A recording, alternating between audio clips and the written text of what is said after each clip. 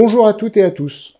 Le 23 mars dernier, le Parlement a autorisé le gouvernement à légiférer par ordonnance pour faire face à la pandémie de Covid-19 et ses conséquences sur nos vies, sur l'activité, sur le pays en général.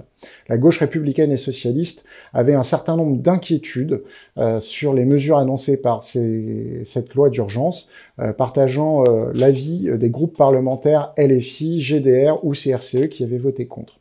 Nous avons mis en place un groupe de travail, je remercie les camarades et amis qui nous ont aidés, pour décrypter ces ordonnances et nous mettons en ligne aujourd'hui ce décryptage. Nos craintes sont confirmées sur plusieurs points, même si plusieurs mesures étaient nécessaires et attendues pour faire face à la situation. En termes de code du travail, les mesures prises sur la durée du travail, sur les jours de congé, sur la médecine du travail liées avec les difficultés qu'on connaît depuis longtemps concernant l'inspection du travail, placent des salariés dont nous avons absolument encore plus que d'habitude besoin aujourd'hui et qui sont en première ligne face à des potentielles situations d'épuisement professionnel sans les protéger suffisamment de la propagation du virus. Et ces mesures sont prises jusqu'au 31 décembre 2020. Vigilance et inquiétude.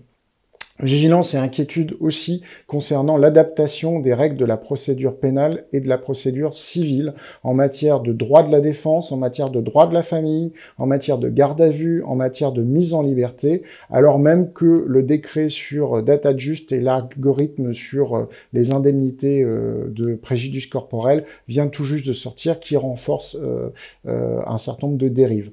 Enfin, inquiétude et vigilance par rapport à la déconnexion du réel, de la réalité de terrain ou de mépris social qu'on sent poindre au travers de mesures différentes, comme par exemple le fonds de solidarité pour les PME ou la prolongation des droits sociaux. La prolongation des droits sociaux, c'était important, attendu, nécessaire.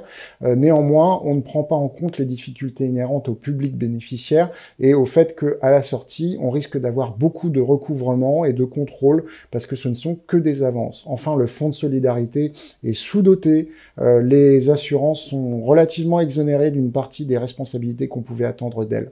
Bref, vigilance et inquiétude encore ici. Il faudra donc être vigilant dans les semaines à venir sur la mise en place de ces mesures dans l'état d'urgence sanitaire, dans la période de transition qui suivra et dans la nécessité de s'assurer qu'elles seront bien caduques lorsque cette crise sera dépassée. En attendant, restez chez vous, prenez soin de vous, pensez aux soignants en restant chez vous et en prenant soin de vous. À bientôt, au revoir.